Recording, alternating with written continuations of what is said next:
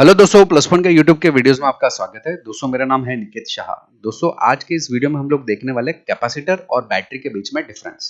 Capacitor और battery के बीच में एक बहुत ही कॉमन सा फंडा है कि दोनों ही इलेक्ट्रिकल एनर्जी को स्टोर कर सकते हैं, लेकिन डिफरेंसेस काफी सारे हैं, जो कि बहुत ही फेवरेट क्वेश्चन है इंटरव्यू में पूछे जाने वाला।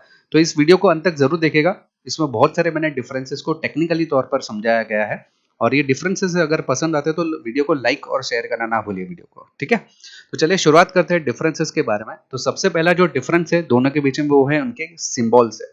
अगर कैपेसिटर का सिंबल देखोगे तो दोनों आपको लाइन जो दिख रही है वो इक्वल है, जबकि बैटरी की लाइन एक छोटी और एक बड़ी है। तो ये दोनों में पहला ही डिफरेंस हमें सिंबल से मालूम पड़ता है। फिर दूसरा डिफरेंस बात करें तो उसके डेफिनेशन से शुरुआत होती है।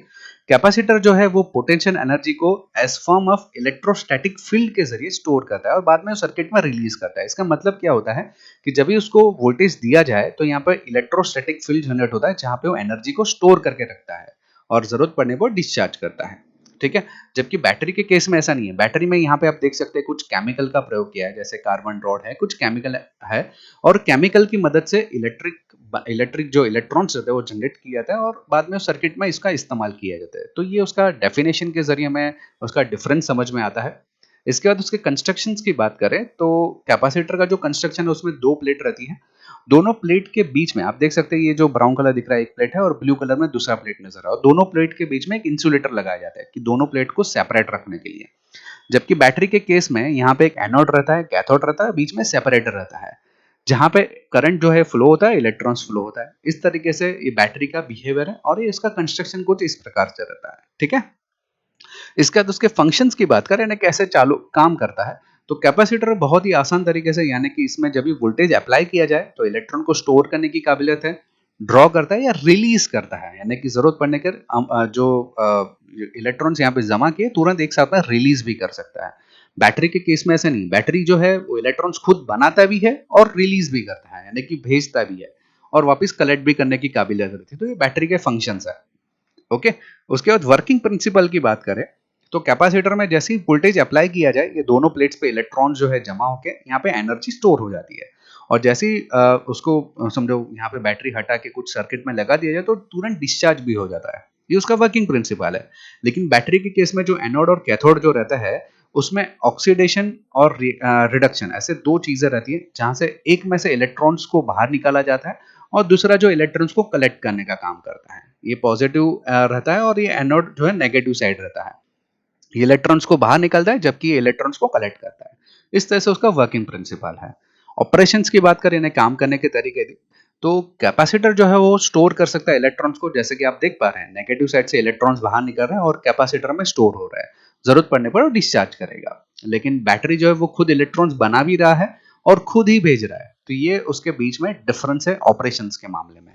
इसके बाद टाइप ऑफ डिवाइसेस की बात करें तो ये पैसिव डिवाइसेस है। कैपेसिटर कौन सा है? पैसिव डिवाइस, जैसे रजिस्टर हो गया, इंडक्टर हो गया, सब पैसिव डिवाइसेस कहलाते हैं। जबकि बैटरी की बात करें तो ये एक्टिव डिवाइस बोला जाता है। एक्टिव और पैसिव को बहुत ही अच्छे डिटेल में हम लोग ने ऑनलाइन कोर्सेज में भी कवर अप किया हुआ है। इसके बाद एसी और डीसी के यूजेस की बात करें तो कैपेसिटर जो है सीरीज में लगा हुआ है मान लो, तो डीसी को ब्लॉक कर देगा और एसी सप्लाई को आगे बढ़ाएगा। अगर डीसी में कैपेसिटर को इस्तेमाल करना है तो उसको पैरेलली बिठाना पड़ता है, ठीक है। बैटरी के केस में ये केवल और केवल डीसी सप्लाई ही हमें प्रोवाइड करता है, एसी सप्लाई प्रोवाइड नहीं करता है। तो ये एक मेजर डिफरेंस हो गया। इसके बाद वोल्टेज बिहेवियर की बात करें तो बैटरी जो है वो कांस्टेंट वोल्टेज हमें सर्किट में प्रोवाइड करता है। मान लो कि एक डैम है, उसमें एक गेट खुला हुआ और कांस्टेंट पानी निकल रहा है, इस तरीके से।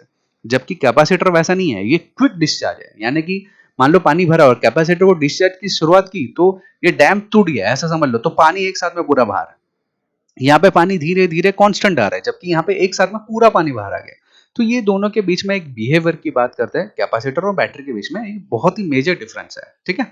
फिर अगर मैं डिस्चार्ज की बात करूं, पोटेंशियल डिफरेंस की, तो ये क्विकली डिस्चार्ज है, यानी कि कैपेसिटर को डिस्चार्ज करने लगे तो क्विक, और चार्जिंग भी क्विक। जबकि अगर मैं बैटरी की बात करूं तो इसका डिस्चार्जिंग रेट कांस्टेंट रहता है और धीरे धीरे धीरे फिर जीरो तक जाता है। इस तरीके से बैटरी का और कैपेसिटर का एक एक्सपोनेंशियल रेट हम लोग बोलते हैं, ठीक है। चार्जिंग और डिस्चार्जिंग के मामले में कैपेसिटर को चार्ज करने में लगभग 1 से 10 सेकंड का समय लगेगा, उससे ज्यादा नहीं लगेगा, चार्ज करते समय भी और डिस्चार्ज करते समय भी।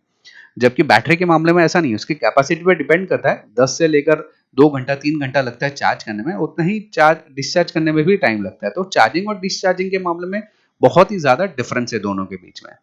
पोलैरिटी के मामले में अगर मैं बात करूँ तो कैपेसिटर में पोलैरिटी कांस्टेंट रहती है। चाहे चार्जिंग करो या डिस्चार्जिंग करो, वो पोलैरिटी अपनी चेंज नहीं करेगा। लेकिन बैटरी के मामले में ऐसा नहीं है। इलेक्ट्रॉन जो है वो पहले नेगेटिव से पॉजिटिव की तरफ जाएगा जब भी आप उसको डिस्चार्ज कर रहे हैं, और चार्ज करते टाइम पॉजिटिव से निकलेगा और नेगेटिव की तरफ जाएगा। तो ये पोलैरिटी के अंदर डिफरेंस है बैटरी और कैपेसिटर के मामले में। एडवांटेजेस की बात करें और डिसएडवांटेजेस की बात करें तो सबसे पहले कैपेसिटर को लेते हैं। एक तो लॉन्ग लाइफ साइकिल है, उसकी लाइफ साइकिल बहुत ज़्यादा है। अगर अच्छा कोई सर्किट है तो लगभग 10-15 साल आपको देखने की ज़रूरत नहीं पड़ती है। उसका जो चार्जिंग टाइम रहता है वो बहुत ही छोटा है, डिस्चार्जिंग टाइम भी बहुत ही छोटा है। हाई करंट जो है उसको झेलने की ताकत है। टेम्परेचर ज़्यादा रहेगा तो भी आराम से झेल लेता है। डिस एडवांटेजेस की बात करें तो ये स्पेसिफिक लो स्पेसिफिक एनर्जी को रहता है, डिस्चार्ज फटाफट से हो जाता है। कॉस्टिंग उसका हैवी है एज कम्पेयर टू बैटरी, बहुत ज़्यादा कॉस्टिंग हम लोग बोल सकते हैं। और ये जो है लीनियरली डिस्चार्ज करेगा ऑपरेशन के दरमियान भी, यानी कि जब भी उसको लगाया है काम कर रहा है तभी भी थोड़ा बहुत तो डिस्चार्ज होता ही है, उसका एक डिसएडवांटेजेस है। बैटरी के केस में एडवांटेजेस की बात करें तो स्टोरेज कैपेसिटी बहुत ज़्यादा है, पावर डेंसिटी बहुत ज़्यादा है। बैटरी जो है लीकेज नहीं देता है करंट वोल्टेज का एज कम्पेयर टू कैपेसिटर, और कांस्टेंट वोल्टेज हमें प्रोवाइड करता है। डिसएडवांटेजेस की बात करें तो लाइफ साइकिल उसकी बहुत कम है, 5 से 6 साल, उससे ज़्यादा नहीं चलता बैटरी, ठीक है। चार्जिंग टाइम भी बहुत ज़्यादा लेता है। करंट और वोल्टेज में लिमिटेशंस है, और टेम्परेचर सेंसिटिव है। ये जैसे कि टेम्परेचर सेंसिटिव है लेकिन बहुत कम, लेकिन ये ज़्यादा टेम्परेचर सेंसिटिव है। टेम्परेचर बढ़ गया तो ये फटने की संभावना भी रहती है। तो ये एडवांटेज और डिसएडवांटेजेस है कैपेसिटर और बैटरी के बीच में। अप्लायंसेस की बात करूँ, यानी कि कहाँ पे इस्तेमाल किया था, आमतौर पे कैपेसिटर का इस्तेमाल हम लोग पावर फैक्टर करेक्शन, फिर frequency filter, high pressure low pass filters, उसके अंदर फिर कपलिंग डी कपलिंग मोटर के स्टार्टर में, फिर जो ऑसिलेटर्स होता है वहां पे होता है, पावर स्मूथिंग के अंदर, पावर फैक्टर करेक्शन के अंदर, ये सब जगह के कैपेसिटर का प्रयोग होता है। जबकि बैटरी का जो प्रयोग है हमारे घड़ी से लेकर हमारे जो अंतरिक्ष यान है हर जगह पे बैटरी का प्रयोग होता है। यानी कि पावर इलेक्ट्रॉनिक्स, आउटडोर अप्लायंसेस हो गया, आईओटी डिवाइसेस हो गया, हर जगह पे बैटरी लगता ही है। तो अप्लायंसेस हर एक के अलग अलग है, अलग अलग करने का तरीका है। तो ये सब जो है मैंने डिफरेंस बताने की कोशिश की है, काफी सारे डिफरेंस हम लोग ने डिस्कस किए।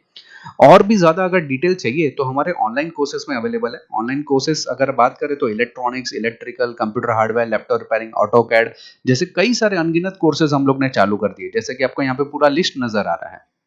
ये सब कोर्सेज करने के लिए केवल मोबाइल में एक ऐप डाउनलोड करना है आपको, प्लस पॉइंट ट्रेनिंग नाम का, जो कि गूगल प्ले स्टोर से आपको मिल जाएगा।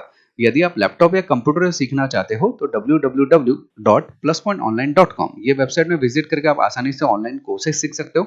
अधिक जानकारी के लिए अगर आपको ऑनलाइन कोर्सेज की और भी कोई जानकारी चाहिए तो मेरा व्हाट्सअप नंबर है, इस पे केवल मुझे हाई का मैसेज डाल दीजिए, तो मैं आपको सारी जानकारी एक व्हाट्सअप के माध्यम से भिजवा दूंगा। तो दोस्तों आई होप कि वीडियो आपको पसंद आया रहेगा। वीडियो पसंद आया तो लाइक और शेयर करना ना भूलिए वीडियो को, और कमेंट में जरूर लिखिए कि वीडियो आपको कैसा लगा। याद रखिए अगर आप नए हैं चैनल के ऊपर तो सब्सक्राइब का बटन दबा के बेल का आइकन दबाना मत भूलिए, बिकॉज मेरे जो भी नए वीडियोस आएगा उसका नोटिफिकेशन आपको जल्द से जल्द मिल जाए। चलिए इस वीडियो में इतना ही। Thanks for listening.